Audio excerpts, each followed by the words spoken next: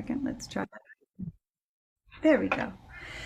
All right. Welcome to Kind Mind. As I said, I'm Kelly Mabel, and I'm really excited to have the beautiful, soft spoken, amazing, gentle energy of Marina Galan in the room today. I first had an opportunity, the very first ever opportunity to experience Marina when I was volunteering at the conference this year.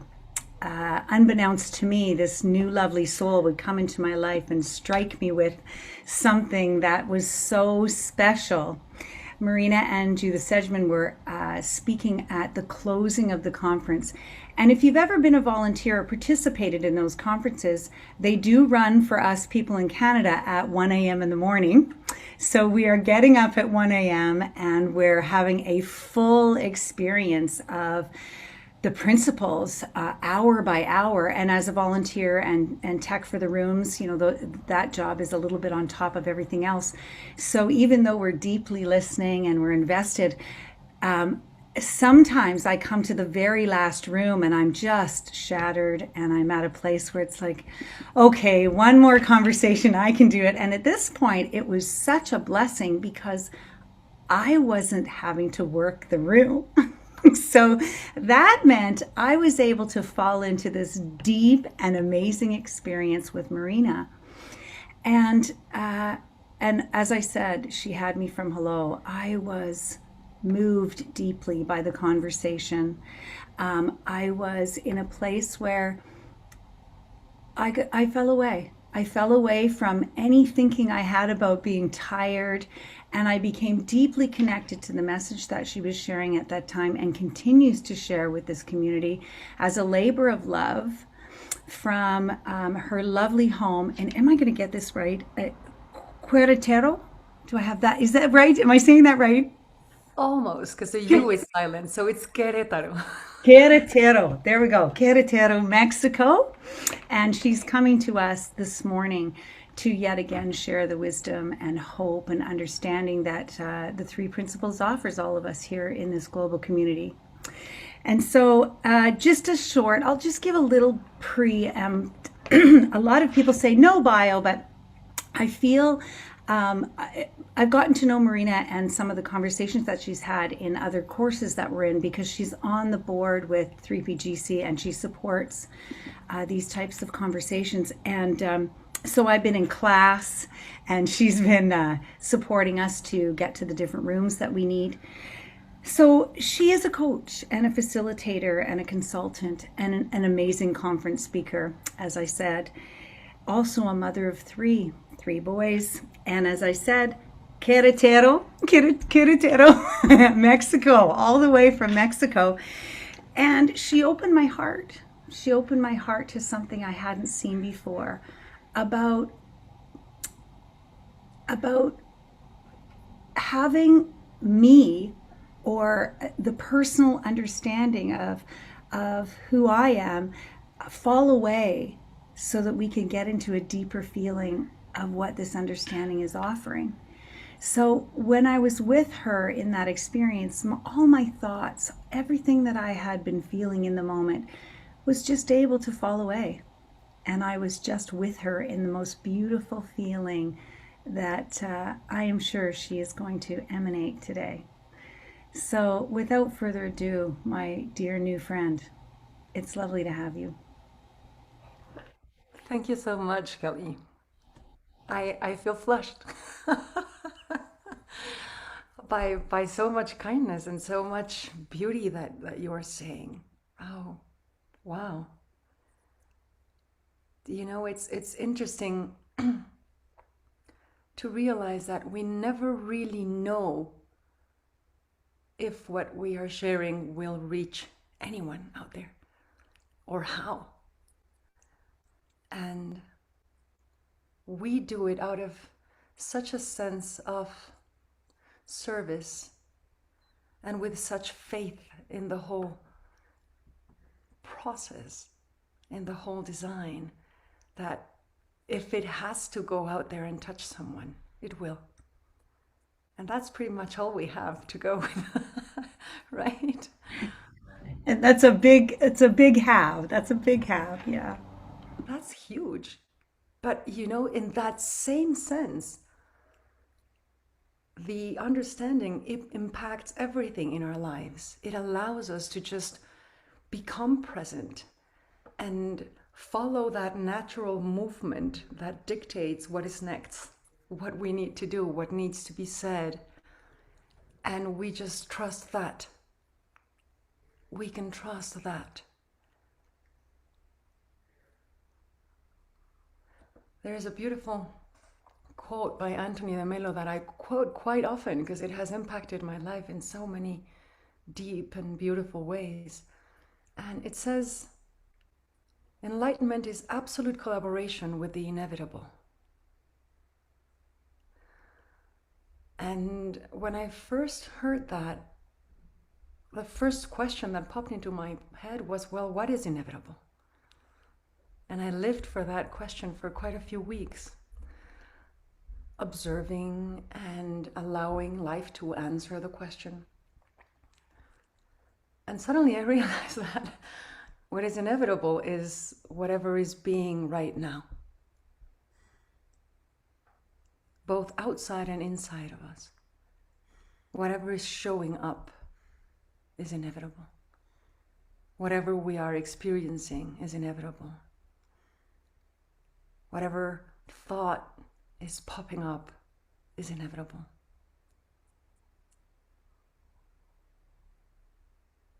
And then, of course, came the question, well, what is collaboration? What is collaboration with it? And, oh God, those weeks were a turmoil when that was the question. And it really became about exploring all the possibilities around collaboration. But what really struck me in the end was that there is a sense of allowing things to be just as they are, just when they are being, in an absolute act of love towards precisely what is showing up, precisely what is being, just by allowing it, just the way we are being allowed in life, the way we are being allowed in the universe.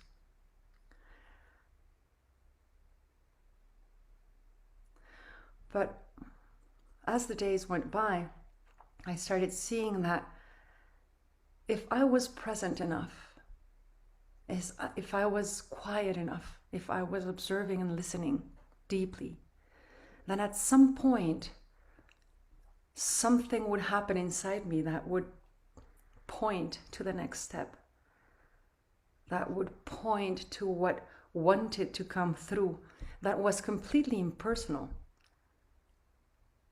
that had nothing to do with me, and that allowed me not to be attached to the result. And so because that was being, that inspiration, if you want to call it that natural movement pushing you forward, well, why not collaborate with that and allow that to come into the world as well? And if it is coming from that place of love and allowance and neutrality and understanding, there is nothing to fear in it. There is nothing to worry about around it. And so you can trust that, just like you do in the conference. You see, so you speak and you trust that it will go, that it will ripple the way it needs to ripple, that it will reach whoever it needs to reach. And in the same way, when there is this movement forward, this surge of energy inspiring you to do something,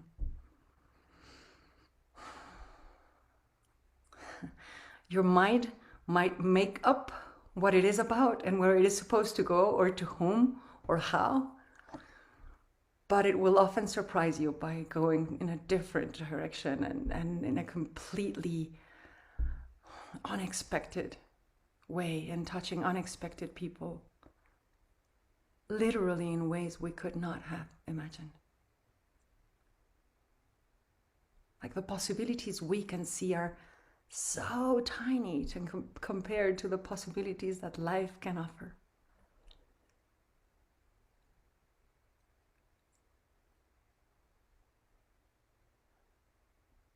There's a saying here in Mexico that goes, opportunity is always painted bald without hair. And what it tries to point to is, sometimes opportunity hides behind things that don't look like opportunities, right? That might look kind of not so attractive. But what I see in that is that what we judge, or what we judge as an opportunity, what we consider to be an opportunity, is so limited, can be so limited compared to what actual opportunity is.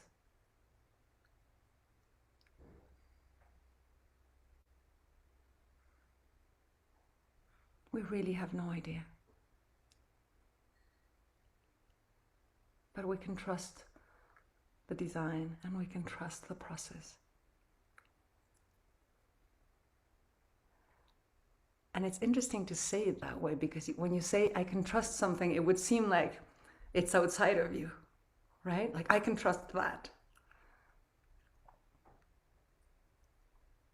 But because in this case, we are part of the design, we are part of the process, well, we can trust ourselves in that design, and that design in us. And we can trust ourselves in the process, and the process in us.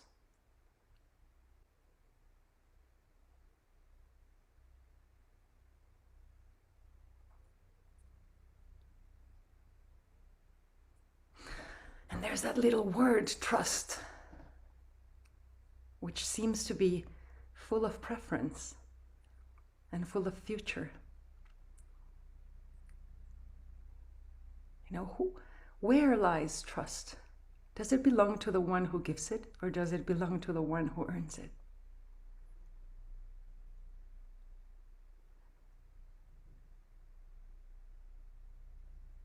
It's a tricky thing, huh? I can see Soren laughing and Xander laughing, yes. It's a tricky thing, like we don't really know who it belongs to. Is it something you give, or is it something you earn? And if you earn it, then it's not being given to you? And if you're given, then what's the role of the other person in the whole process?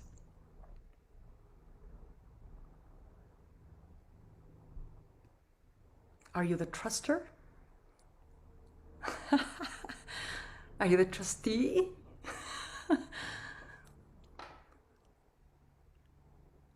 What is that about? Is it up to us to trust? Or is it up to us to make the other trust us?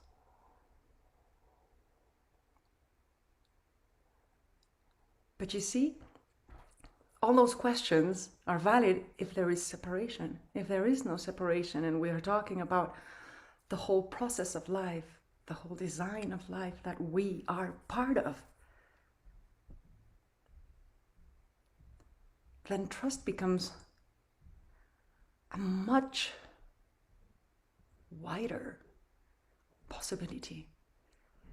Because then it means that you can really completely take your hands off the wheel and surrender to it.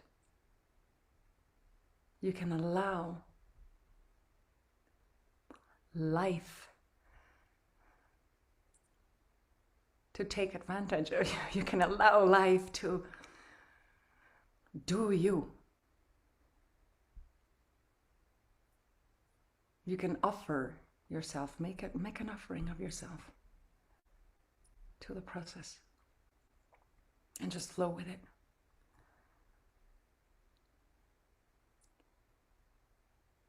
And I don't know about you guys, but it blows my mind to see that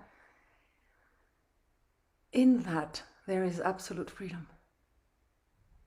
Because it would seem contrary to freedom, surrendering.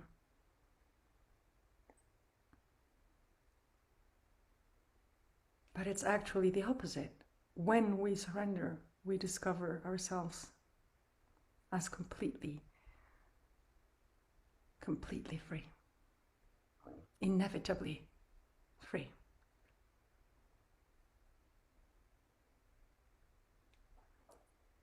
All this from an introduction, Kaylee. That's a lot. This is what we call natural flow, folks. And you ask why she had me from hello. You know, we think of trust as a place of knowing or understanding or a feeling, and yet the concept can be made up in our head. You know, we can make up what it looks like in our head, but when you fall into that beautiful word around surrender, it ends what is that inevitable, call it like an infinity loop where we go back and forth and back and forth, and we fall out. Like you said, the separation, we just fall out.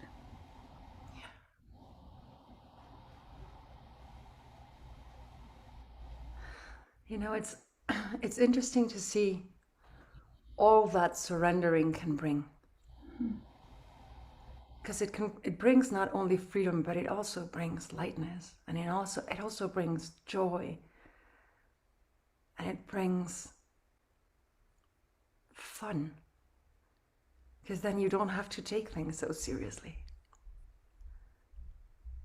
I was I was thinking yesterday. I took a long walk with my dogs yesterday morning, and I found a field, and I was lying down in the field, my eyes closed, listening to the cicadas, and it seemed to me like they were laughing at some point, and I wondered if they were laughing at me, right? And then I asked myself, well, when was the last time I laughed about me, about myself? And so I started laughing, right? And I thanked the cicadas because it was like, oh, thank you for this, thank you for inviting me to laughter. And then I started thinking about the image of the buffoon, and how for so many years, the most important persons, the kings, would have a buffoon next to them. How amazing is that, right? To burst the balloon every once in a while, to remind them that they were human and they were not that divine in the end. They were not that important. To change the perspective, to remind us of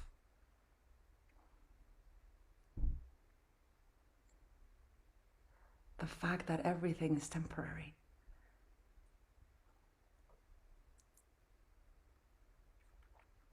And I loved that.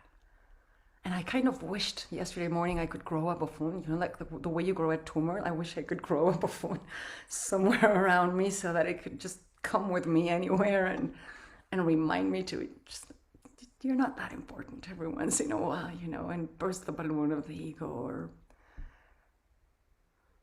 But it really made me realize how we have lost the buffoon nowadays, socially, I mean. I don't know any president that has one, right? But it would be such a cool thing to have. Again.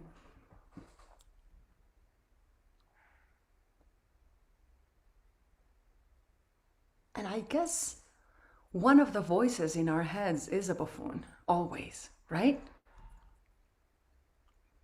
I want to pay more attention to that voice. Because that voice, it might be acid sometimes, but oh my God, is there kindness in that? Is there kindness in bursting the bubble?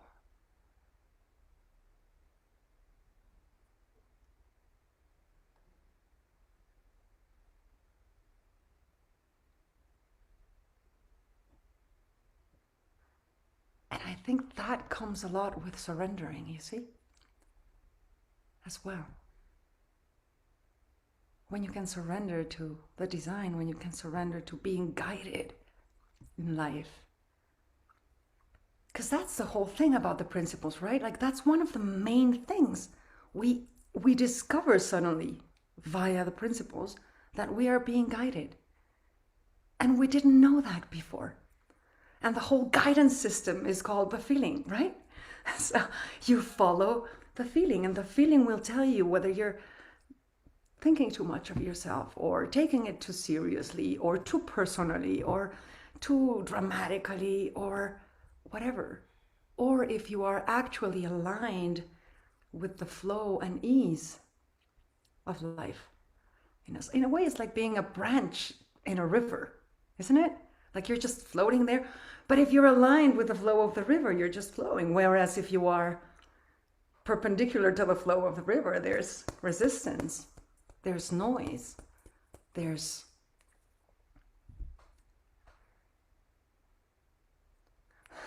friction. I was thinking being slapped, but there's friction, right? And so in a way, when we use our thinking in a way that is not aligned with flow, that is not aligned with kindness, that is not allowed with possibility, we experience suffering, right? And so the feeling is guiding us to know how aligned we are, or how unusefully we are using our mind. We are using the gift of thought. And so if we are being guided, then one of the interesting questions becomes, well, what are we being guided towards? Like, what is wisdom up to? Where does it want to take us? Is there a destination?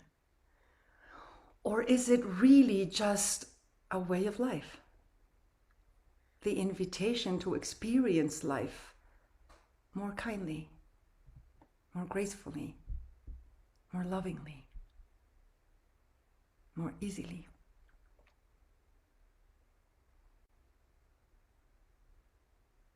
But you see, once you see for real that you are being guided, you can never unsee it. And if you recognize the wisdom behind the guidance, you know you can surrender to that. And again, we are fundamentally free, unavoidably free. We are so free that we are free to suffer the way we want to, the way we choose to. And the whole universe respects us in it, you know? It will not interfere with our decision to suffer. But it will invite us out of it.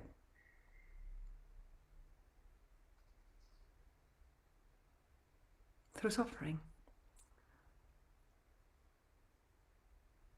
So you see, collaborating with the inevitable is allowing that guided life, is responding to the guidance, is surrendering to the design.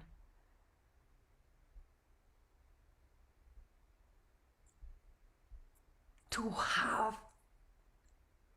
an amazing experience of life. And I don't want to say a better experience, because it's not necessarily better, and it's not necessarily happier. It's just a richer experience because it's full of everything. It's full of... Okay, here it goes. A lot of people, when we get to the principles, we are searching, right? And what we are searching for is a better experience of life, right? Like that's true for almost everyone out there. And what we discover through understanding the principles is that what we can alter is the relationship we have to experience, not experience. We do not control thought. We do not control experience. But we can alter how we relate to thought and how we relate to experience. And it's interesting then to see that altering our relationship to experience transforms experience, right? Because of the very plain and simple fact that, and this can be found in any tradition, seeking a positive experience is a bad experience. And accepting bad experience is a good experience. So it's in the relationship to experience that we can find grace. It's in the relationship to experience that we can find ease. And so whereas the principles, understanding the principles cannot give us a better experience of life, it can give us an incredibly, incredibly beautiful relationship to our experience of life. And therein, a beautiful relationship with life.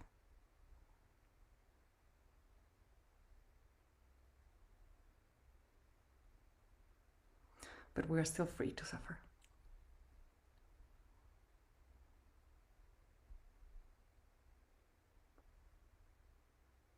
And to me, that is equivalent to being loved and being trusted by the system. Do you see? As well, we are so loved, we are so trusted that we can choose how we experience anything, how we relate to any experience.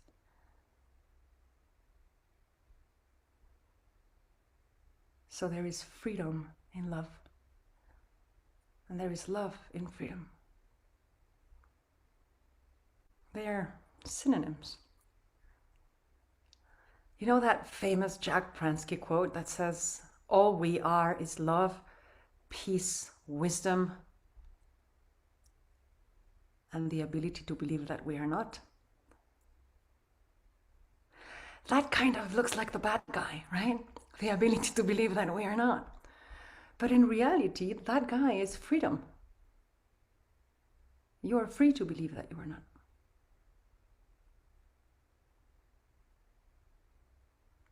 And so in a way, that fourth element rounds up the love in the system, rounds up the trust in the system.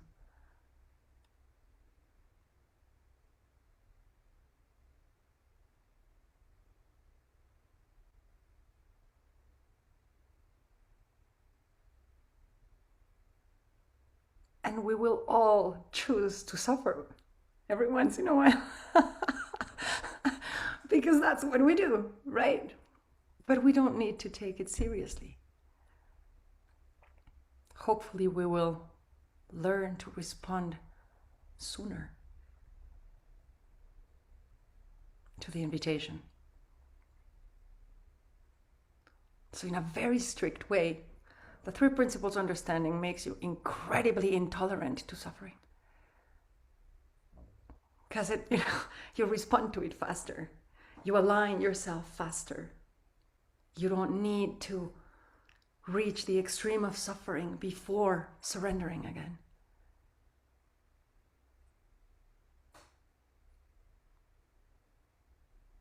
Because you learn that when you surrender, the system takes you back to well-being.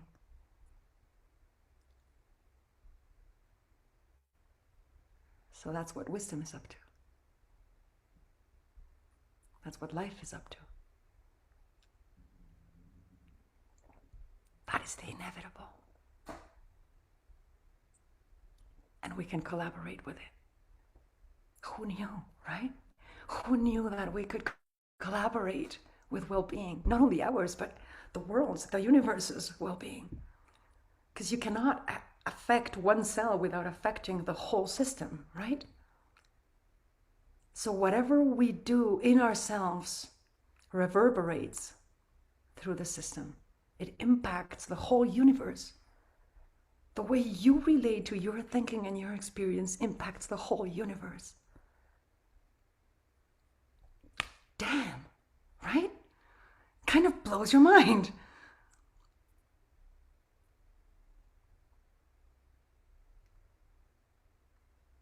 In the last couple of months, I discovered, and I mean that, I discovered how incredibly harshly I judge myself. I am a cruel person. You guys have no idea. And I really started noticing how often I do it. And I discovered it's more of a habit than anything.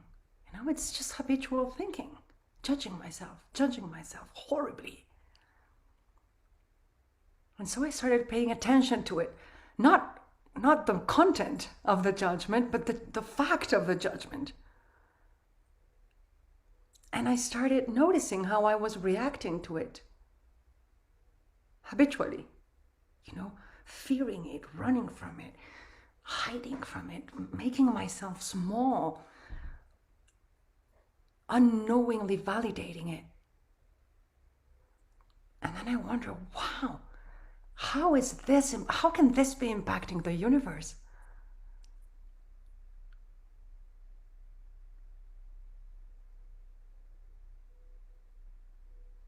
And it was not a happy idea.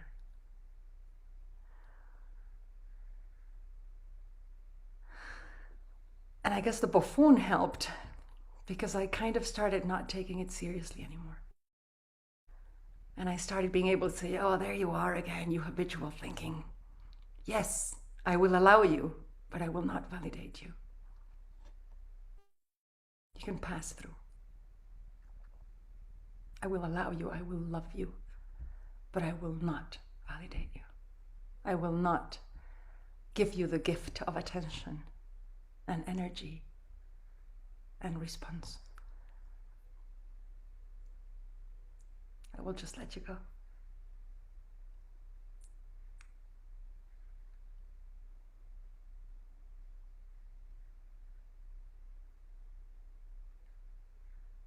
And I have begun to wonder whether my kids judge themselves that way. And I have begun to wonder whether my friends judge themselves those ways. And I have begun to experience enormous amounts of compassion for them.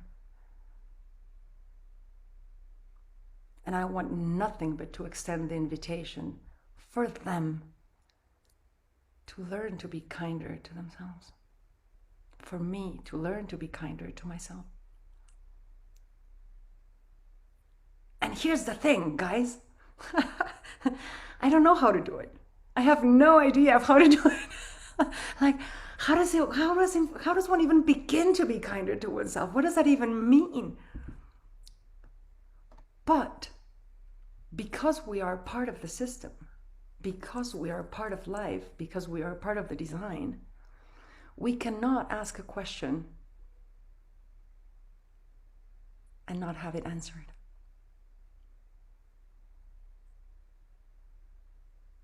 And so yesterday, after thanking the cicadas for laughing at me and thinking about the buffoon and trying to grow one and all those things, I just asked life to teach me, to show me how to be kinder to myself, how to be more compassionate. And I know the answer will come. I don't know how, I don't know when, but I can trust the system. I can take my hands off the wheel. You see?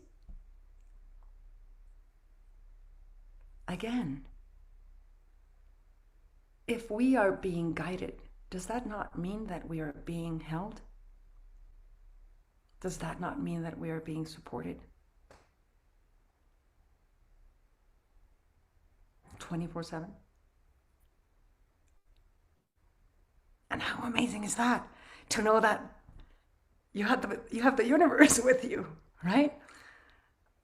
Like, I remember when I was little, my grandmother used to say, God and I are a majority. Well, yes, the universe and I are a majority that will kill anything. There is no way around it.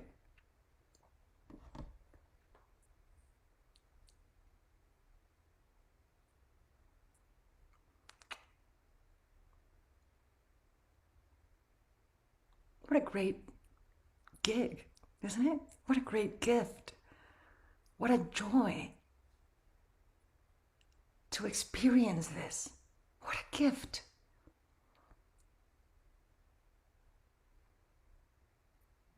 The Buddha was asked once, how often is the possibility of incarnating as a human being arrive? And he said, well, imagine a turtle at the bottom of the ocean, and then that turtle awakens and it floats up. And then at some point, the top of the head of the turtle breaks the water, and then it dives back down again. The possibilities of the head of the turtle breaking the water in the same spot is how rare it is to be in human form. How cool is it that you get to experience it, right? Not anyone else, but you. You get to have the experience of floating down a river and choosing to suffer or not to suffer, and choosing interference or not interference, or choosing collaboration or not collaboration, and understanding that you are part of it all, but you are a conscious part of it all.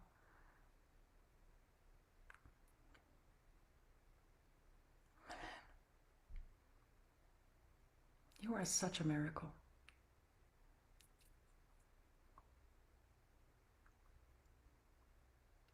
You just didn't know it. You forget it once in a while.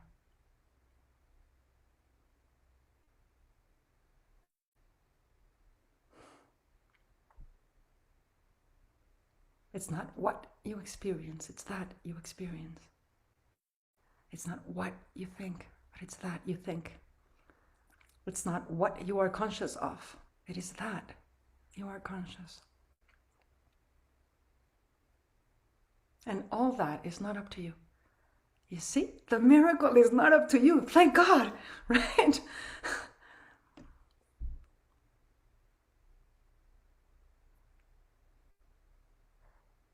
But it is through you that it can be. Only through you.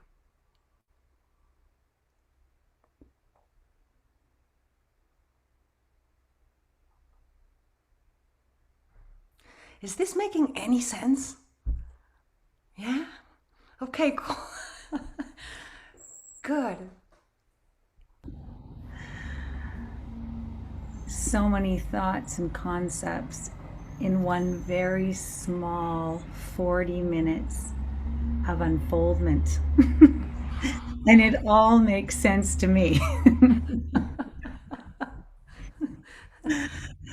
Well, Kelly and I were talking before you guys came into the room about how often people come to the principles, and for the first few months it's just I'm not getting anything. I'm not understanding a single thing they're saying.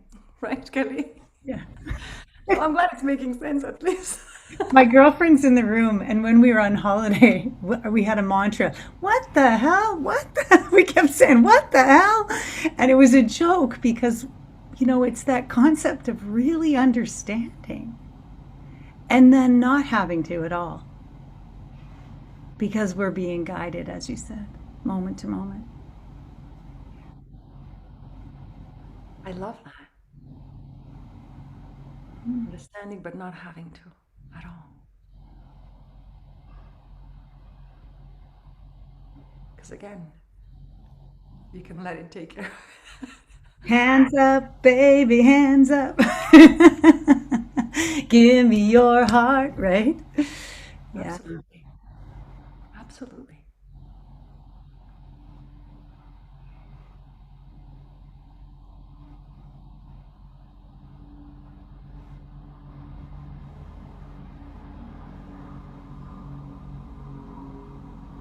You know, the whole allowing piece, the way I am allowing my judgment to come through and just pass, has made me wonder, what if we would allow everyone to do anything, even mistakes? I was listening to Mavis Karn the other day. Do you guys know Mavis Karn? Yeah. Yeah. Good. I was listening to Mavis Karn, and she said something that really struck me.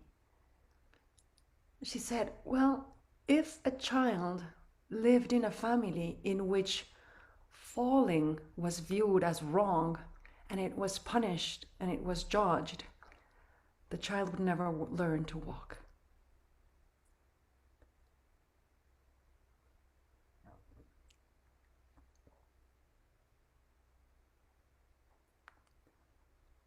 And it really made me wonder, that self-judgment, that judgment on others. What are we not allowing them to learn by judging them, by telling them off?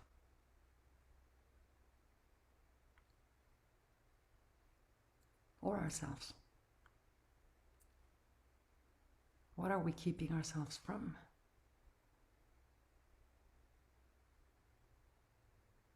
There is so much richness and so much opportunity in mistakes.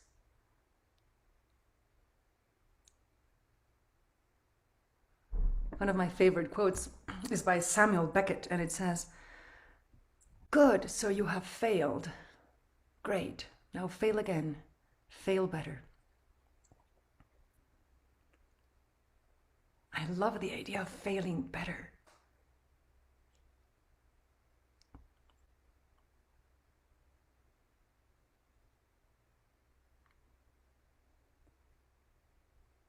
What are you guys hearing? I'd love to hear from people if anyone has anything to share or ask or comment. Feel Would that free be to, okay, Kelly? yeah, please, everybody. It's a big room, so feel free to put up your digital hand so I can see you. There we go, Xenia. I saw a comment, Xenia. Go ahead. Xenia. Yeah, yes. I I just want to say that I'm blown away from your words. It touched my heart, really, by judging myself. Or I have tried to not do it again and again, but I do it. You said so many words, so I had grip. It's so good. I'm so grateful. Thank you. Oh, thank you, Xenia. But you see, that's the thing. Like, we don't know how to not do it. Just like we don't know how to be kind to ourselves, we don't know how to stop judging ourselves. There is so much beauty in recognizing oneself as part of the system and part of the design, and knowing that the design will take care of that. It will bring you out of judgment and into kindness, into compassion, if you let it. There is something really deep about understanding that we can think ourselves out of peace, but we cannot think ourselves back. We have to surrender. And then the system will bring us back. But we want to do it, but we can't. You see?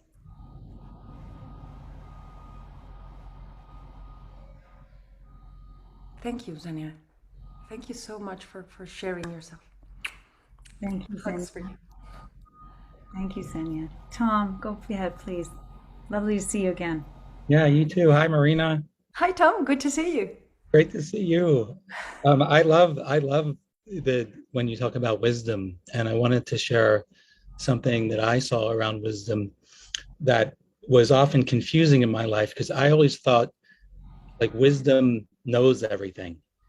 It knows the answers, it knows what to do, it can tell me what to do, and it will work out. And then I realized that this is kind of strange that wisdom doesn't know, but wisdom wants to know, and it needs us to find out. Do you know the image like that's pretty common in spiritual circles with someone standing on a cliff and the thing is jump and then that will appear or something like that, or jump and you'll grow wings. But wisdom's like, dude, I don't know what's going to happen, just jump and find out, and like maybe you'll crash and burn and then we'll find out what that's like. So that, Absolutely. like, wisdom wants to know and it needs us to. Wisdom's like, go find out. Exactly. Yeah. How cool is that? Right? But go find out, but I got your back. Yeah. Like you're being held, you're being sustained here. Go Yeah. find out. Yeah. And you know what's interesting, Tom? When you start to see that wisdom doesn't know and it needs you to find out for it. But then as soon as you find out for it and you pass on the information, then it knows and then it informs you what's next. Yeah. You see, and that's what I was talking about in the beginning. The whole natural movement that pulls you forward and inspiration. Yeah. So you are like the messenger between wisdom and life and the world. And it's such a cool thing to see that, oh, my job is to be completely present. Because through me, wisdom will be informed, and then it will inform me on what's next and what's to be done. Yeah. The piece about presence in there, making yourself present so that life can inform wisdom through you. And then wisdom can use you for life. Yeah. But here's the thing, Tom. You cannot be in presence if you are not in agreement with reality. If you have judgment about reality, you are not in presence. If you are allowing reality, you are in presence. When we are not in agreement with reality, when we are in judgment of reality, everything wisdom can inform us on is our disagreement. Because it cannot get information from life. It is only getting information about your disagreement. And so it needs to solve the disagreement first. And it does that by letting you know of the disagreement and inviting you into agreement and presence. Yeah. It does that through suffering, through pain, so that you will see, oh, I am looking at this very personally, very narrowly, very whatever. There is another possibility. I need to take a step back and enter agreement with reality so I can be in presence and wisdom can be informed through me. Yeah. Yeah. That sounds like fun. Well, Sometimes. yes. Sometimes, because then at times we really don't want to agree with reality. Right. We really don't want to agree with circumstance. Yeah. Yeah. And when you were talking about trust, that's how I feel about trust, to grow in trusting that it's safe to allow. That's one way to see the life journey. And we go back to the inevitable. You see, if it is happening, it's because it's inevitable. It's needed. So let's collaborate with that. Yeah. I love it. I love it. I love you. Thank you. This is so cool. Thank you, Tom. Thanks, Tom. Xander, go ahead. Welcome again. Lovely to see you. Hi, Xander. Hi, Hi. thank you for allowing me to speak. There was a couple of people who uh, raised a hand before me, but thanks anyway. I'm not going to pass it up because a couple of weeks ago I was listening to some friends having a conversation, and one of them was talking about learning to let go. And when we were finished, one of them walked away, another passed me. And I said to him something along the lines of, it depends on what it is you think that you have that you're letting go. What is it that you think you have control of? It's an illusion. Any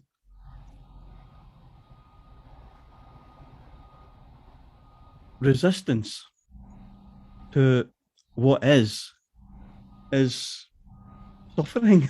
There's no other way to say it. It's just But that's perfect, Xander. Because you see, You just made it absolutely clear. You simplified it completely. Any resistance to what is attachment to what is not.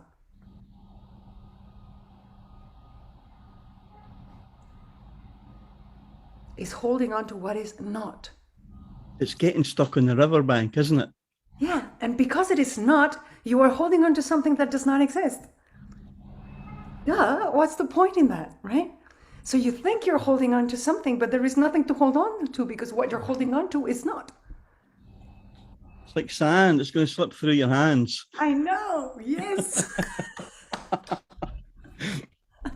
And we go back to the buffoon, Xander.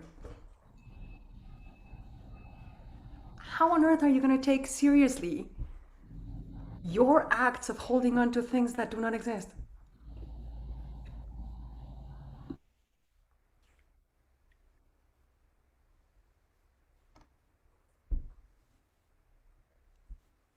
There's a hole in my bucket, dear Liza.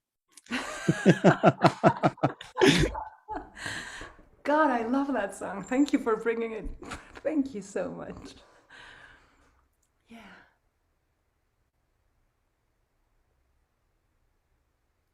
Thank you, Xander. Now just go ahead, please. Welcome. Good to see you in the room. Where did she go? Hi, Narjas. Now just, yeah, do you want to unmute yourself? Go ahead. Yeah, sorry, I thought I was talking out loud. Yeah, I'm here thanks to my good friend Georgia Bazin, who told me about this. And Georgia's here. Hi, Georgia, wherever you are.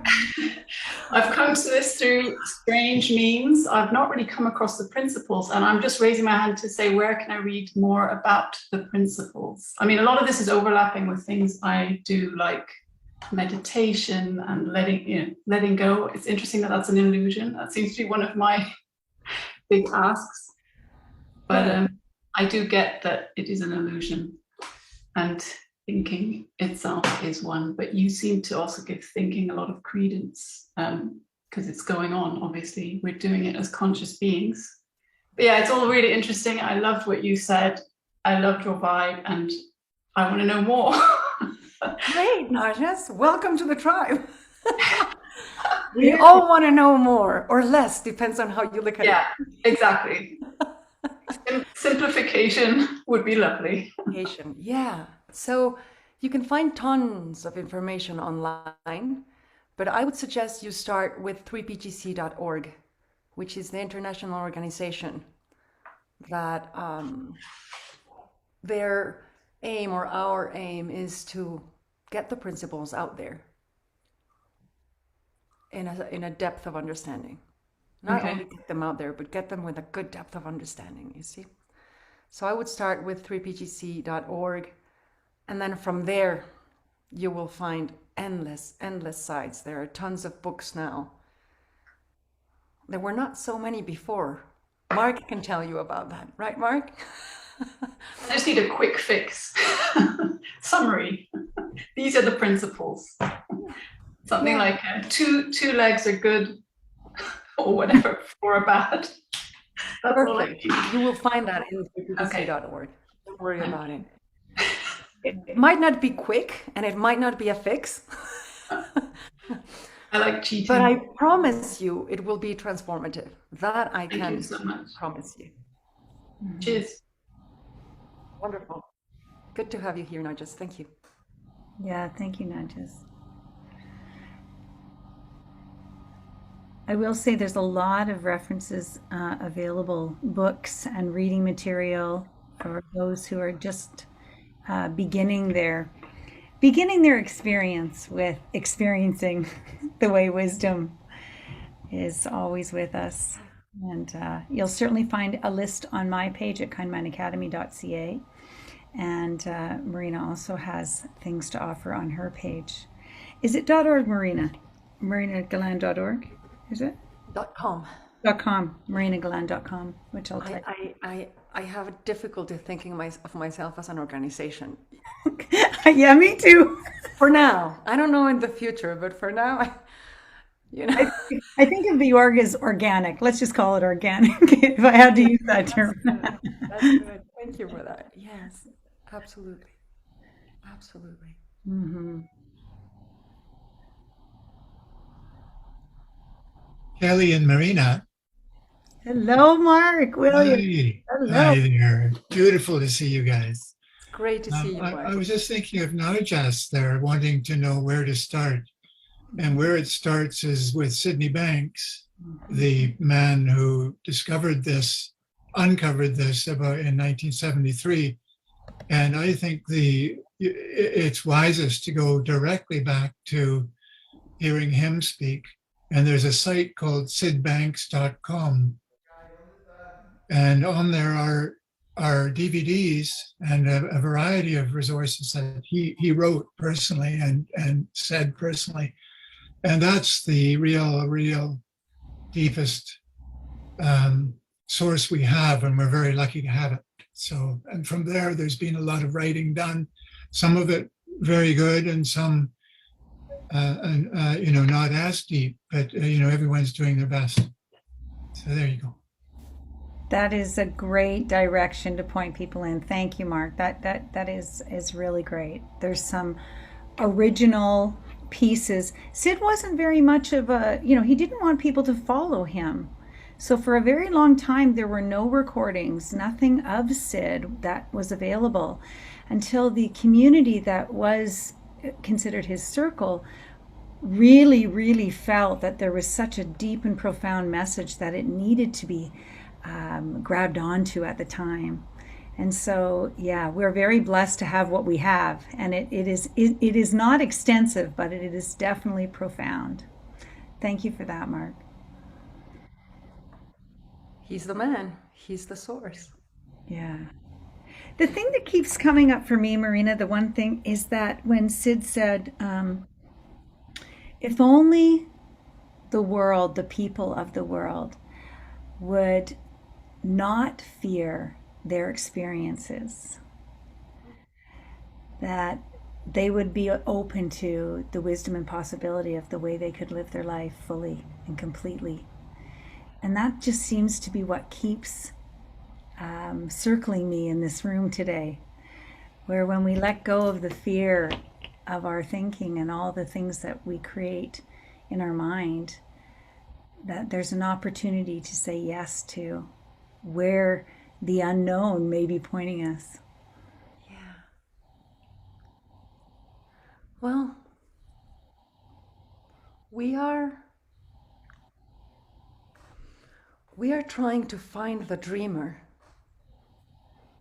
And to find the dreamer, you don't need a specific kind of dream. You just need a dream. Yeah. It can be a nightmare, or it can be a blissful dream.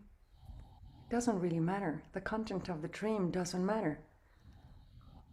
So a lot of people get confused because in life we are looking to change the nightmare into a blissful dream, when in reality we are looking for the dreamer. So because of the nature of the dream will always be changing. Thoughts will always be changing, therefore experience will always be changing. It doesn't matter. It is not about the content of experience, or the content of consciousness, or the content of the dream.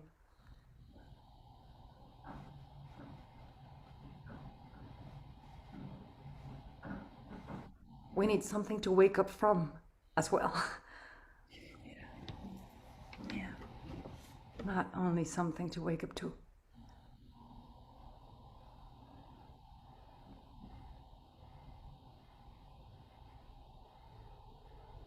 When Sid talks about not fearing experience, you see how precise that is? He's not talking about bettering experience or transforming experience or changing experience in any way, shape, or form. He's talking about not fearing experience. Because there is no need to fear experience. Mm-hmm. Think about it for a second, guys. The only thing we fear is feeling.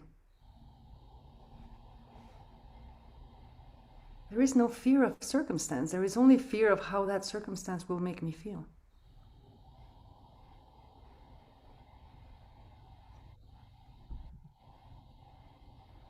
Isn't it amazing that we are afraid of feeling? And everything we do to not feel something in particular, and everything we do to not feel something in particular gets us in so much trouble.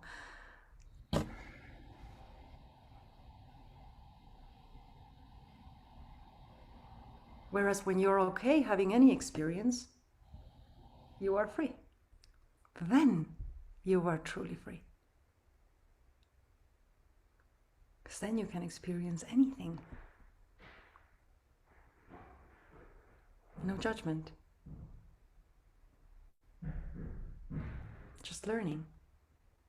Just experience. Just richness. Just presence. Just life. Just allowance. Just love. That is the freedom we are looking for. The freedom to experience anything. And it's ours because it's part of the design. We are free to experience anything, even suffering. So you see, what you're looking for is what you already are. And here we go, back to a starting point.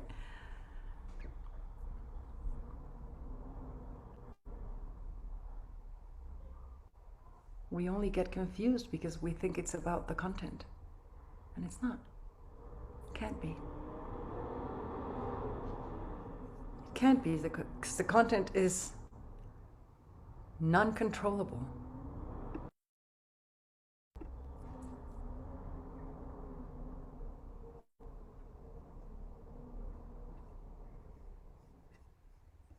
I once, not long ago, this was only a couple of months ago, once had a real, for sure, badass lucid dream. Like I knew I was dreaming.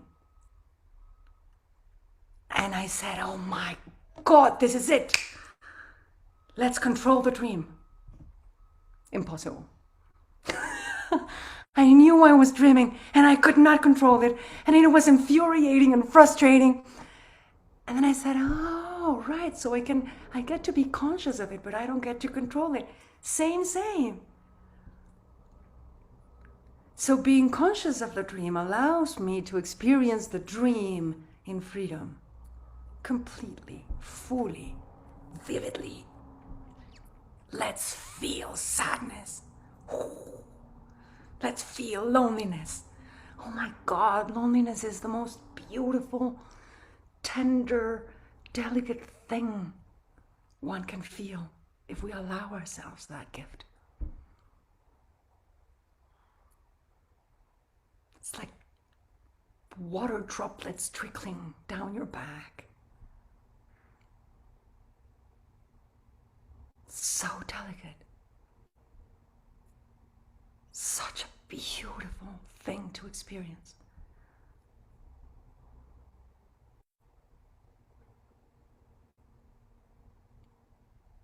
Rage. I remember the first time I experienced rage and enjoyed it. I was really angry at my kids and they were looking at me with terrified eyes and I was enjoying the anger. I was like, oh my. And one of my kids said to me, you are in a really bad state of mind. You're in a really bad state of consciousness because you're angry. And I said, oh my God, you are so wrong. I am furious, but I am enjoying my fury incredibly. And there is no need for me to take it to act. I am just enjoying being upset, being mad at you. And then they got really scared. They've never seen anything like it. But there is so much energy in anger. It's amazing to experience it. Oh my God, there is heat and you can feel your muscles. You can feel your blood. There is so much beauty in anger. Mark, you're laughing, but it's true.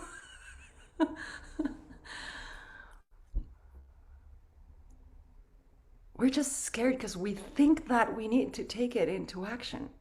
And we don't. It's just thought.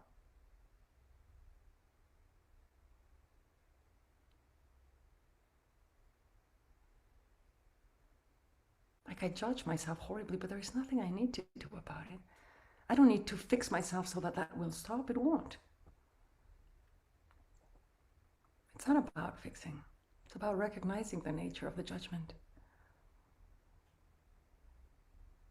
and allowing it. Letting it be. Letting it be is letting it go.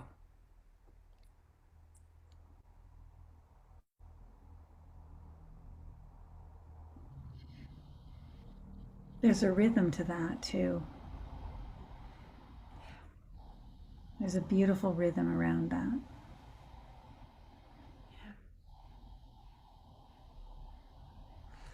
You know the metaphor about the sky and the birds flying through, one thought, another thought, one experience, another experience. When we judge a thought or an experience as bad or undesirable, something that needs to be rejected, it's as if we were taking one of those birds in our hands and we were trying to make it pretty by applying makeup to it and painting the feathers and dressing it up with strange little tutu dresses. And the nature of the bird is to fly away. So for as long as I hold it, it will be pecking me and it will be biting me and asking me to let it go, So the more I try to transform an experience, to change an experience, the nightmare to the blissful dream, the more I get to interact with the nightmare, with the bad, ugly bird that is flying through the beautiful sky that I am, and it is not worthy of the sky. No, you just let the bird go. That's the nature of the bird. It doesn't like blue tutus. It doesn't like makeup. It just wants to fly away. Stop being afraid of the birds. Alfred Hitchcock made it really difficult, but I swear it's possible, people. It is. They're just birds. Let them through. Let them be. Allow them. You are a sky. That's where birds fly. They can't fly anywhere else.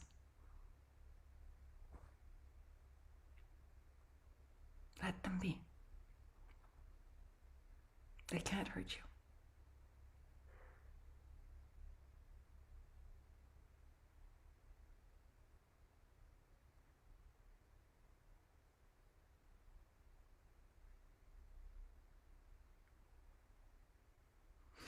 You see the inspiration there? The experience of inspiration. It's so beautiful.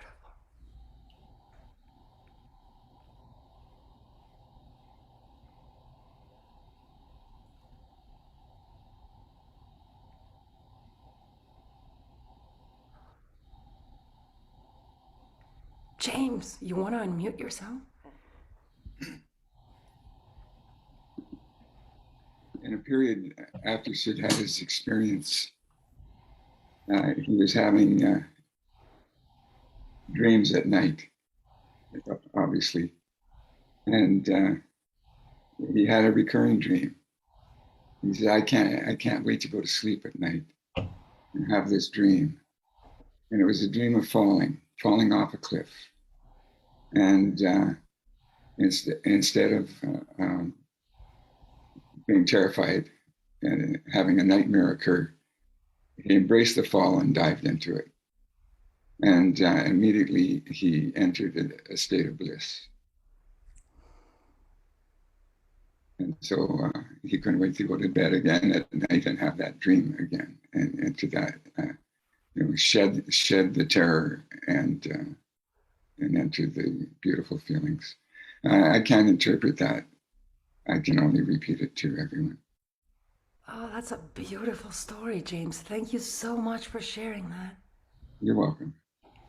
Thank you, James. That was lovely. You see, again, accepting negative experience is a positive experience.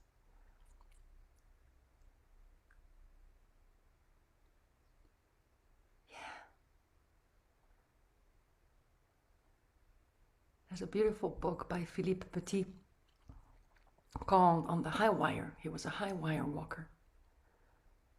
And it's an amazing metaphor for life. And it's the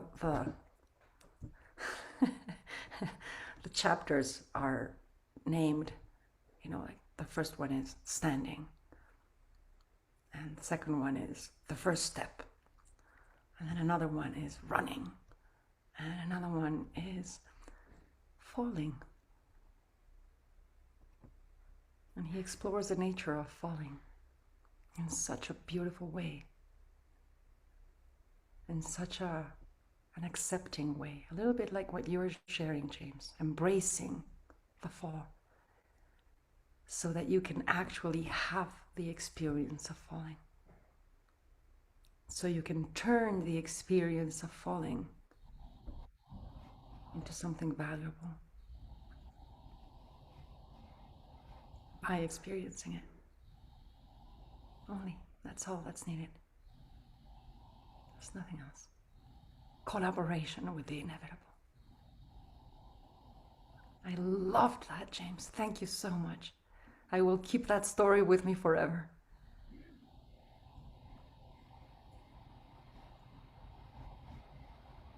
I can't wait to dream that I fall now.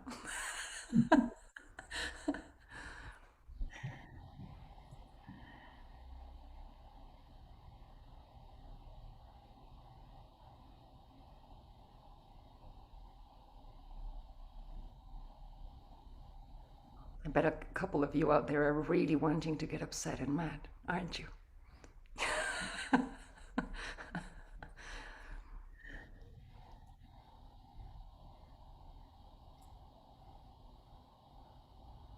I like that you brought that up for a couple of reasons. One of them is that oftentimes people that have approached me or talked to me about the principles felt it needed to be that, they needed to, or they needed to fall into a place, or they needed to be still, or they needed to get. And so the experiences of life, all the emotions, all of them are as rich as another. And I'm really glad you spoke to that, because there is a time for stillness. There is a time for getting still and really deeply listening. And then there's that time, like you said, for inspiration, where you just feel all of your wisdom moving you to wherever that's going. And not fearing where it's going to go. Yeah, it's true, Kelly. A lot of people in the community of the three principles, especially at the beginning of their journey, they really get up in their heads about it's about a feeling. You have to find a feeling. Find the feeling. Come on, get you. If you're not feeling it, you're not getting it, right? Yeah. It's like, get deep, deep and still, get deep and still. I know, and again, it's not a feeling that we can get ourselves to. Yeah. It's the feeling of not of stopping. It's the feeling of surrendering. It's the feeling, like we're talking about experience, right? So if you have a blank page, you can draw butterflies and bees and flowers on it, or you can draw thunderstorms and horseshit. It doesn't matter. The blank page is still a blank page. We are looking for the feeling of the blank page, not of the butterflies and the bees and the flowers. Yeah. So again, we're looking for the dreamer, not for a specific dream. We are looking for the feeling of surrendering. We are looking for the feeling of acceptance and allowance and flow with what is. Like Sandra was saying, it's about what is. And taking all that is in. And then letting go of what isn't. Mm.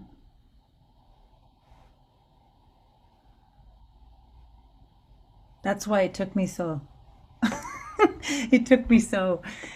to actually experience that, in the early days. I don't know how many here are new, absolutely new, but it doesn't matter how you're coming.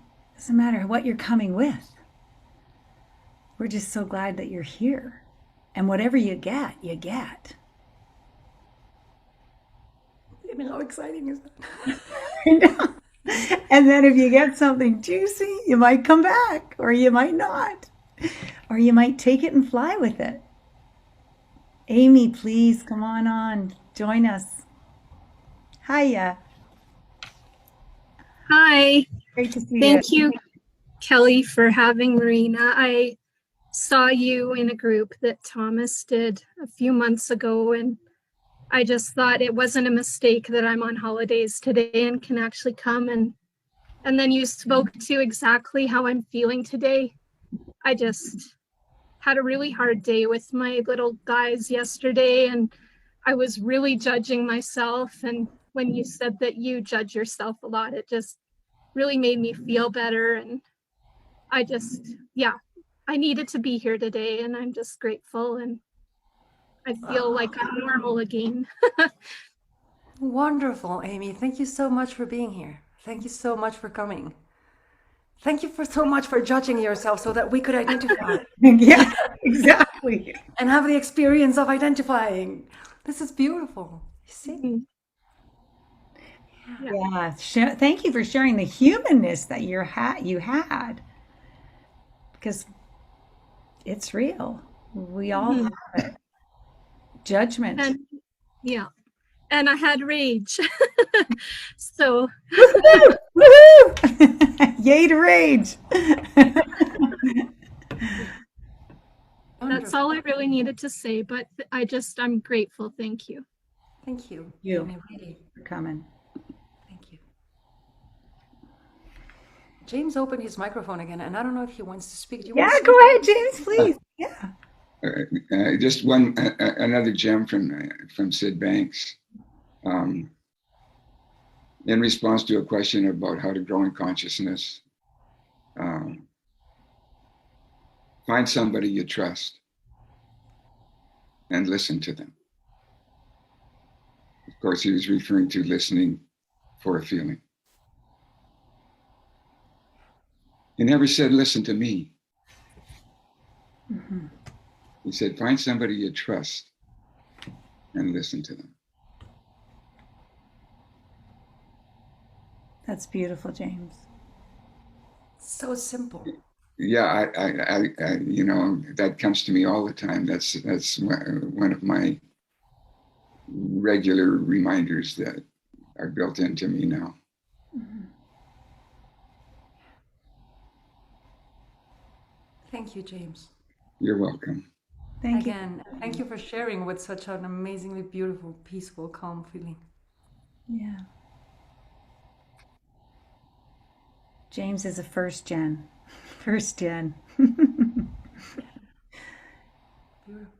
Thomas, we have the pleasure of having you in the room next week, so please come on and give everybody a little preamble of what they're going to experience. No, just kidding. No pressure. Come on in. Well, I'm glad there's no pressure, Kelly, because how could I possibly follow what just happened? You know, this week, Marina, I went away with my wife for the first time in a long time. We went to the north of Ireland and we stayed in a hotel. It was fantastic. And I had an espresso martini. You know that drink? I was sitting at the bar and I had the espresso martini, and an overwhelming feeling of relief and calm and just a big exhale of joy came over me. And it's been with me a few days after that, but within about 10 or 15 seconds of coming into the room here today, that same espresso martini feeling came back to me. And I associate that with you, so I just wanted to mention it. And also, when we spoke a few months ago, I made a bowl of popcorn when we were having our conversation. And I realized that just before I came onto the call today, that Kelly kindly arranged with all these lovely people, I made a big bowl of popcorn. So I think wisdom makes me associate Marina Galan with popcorn. And I think that is the key message I wanted to get across here today. So thank you so much, Kelly. And thank you, Marina. It's always a pleasure to be in your company. Thank you, Thomas. It's so good to see you, man. It's been a while. Yeah. I don't know whether I prefer to be identified with popcorn or with espresso martini, but it seems like popcorn would be a safer bet, a healthier bet. What about all the flavors? You know, the full flavor. She's the full flavor. Absolutely. Yeah. But again, do not blame the martini and do not blame me. This is just you. Yeah. It's not coming from me. Can't.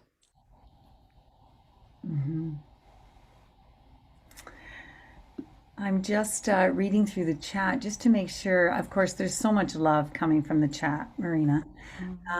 The conversations, everybody, will be posted at Kind Mind Community on Facebook, and they'll be up within the day. So you can, somebody wants to rewatch it. Thank you, CK, for that message. And yeah, just a lot of love. Perfect. Well, thank you so much, Kelly, for making love possible. For setting the table for love. Yeah. It's always a joy. I have to say it comes from everybody. It's not a one-way deal here. It's a collaborative as we complete the circle of understanding. It's the collaborative of the labor of love that everybody here brings just by coming. And today, you by coming and sharing your love and your understanding. It was a great conversation, and I'll be definitely listening again. I want to say, did anybody have anything that they'd like to say before we close the room for Marina? We'll all unmute in a minute and we'll say goodbye. Before we do that, I was not kidding. Thomas, my dear friend Thomas Leamy is coming next week. Crunched between, it's like an Oreo cookie between Marina and Hannah Studley. He's just the white in the middle there, the white Irish guy in the middle. And I look forward to hearing from him, and it'll be yet another room similar to this as you guys, all the people that come and participate, create that experience. And for today, please unmute yourself and send some love to Marina's way. And it's been just amazing having you all here. Thank you, Marina. Wonderful. Thank you, Annette. Wonderful to see you. Thank you. Thank you, Marina. Thanks, Marina. Thank you, Mark. Marina and Kelly. Thank you both. Thank you, Marina. all. Thank you, Kelly. Mark, give Karen a hug for me. I Thank will. you, Georgia. Marina. I love you guys. Love you. Good to see you, Tom, Barbara, Wow. Celia, Wow. Annette, Pernell, Amy. Cesar, qué lindo. Great to see you, Soren, Adina, Kaja, Pia, love to see you. Barbara, great to have you in the room. Thank you, Kelly. Welcome, Georgia, and good to have you. Good to see William, you again, Georgia. Wow. good to see you. So much love, William. Mika. I love you guys. Andrew, thanks for coming back. Anja, thank you. Soren, good to see you. Mika, lovely to have you. Lucia, Christina. It's just great. James, we love having you in the room. Thank you for your contribution. Thank you, James. You've touched me. You've touched my heart so beautifully. Thank you. All right. Thank you, Michael. I'll see you Goodbye, around. everybody. Take care. Until next time. Yeah.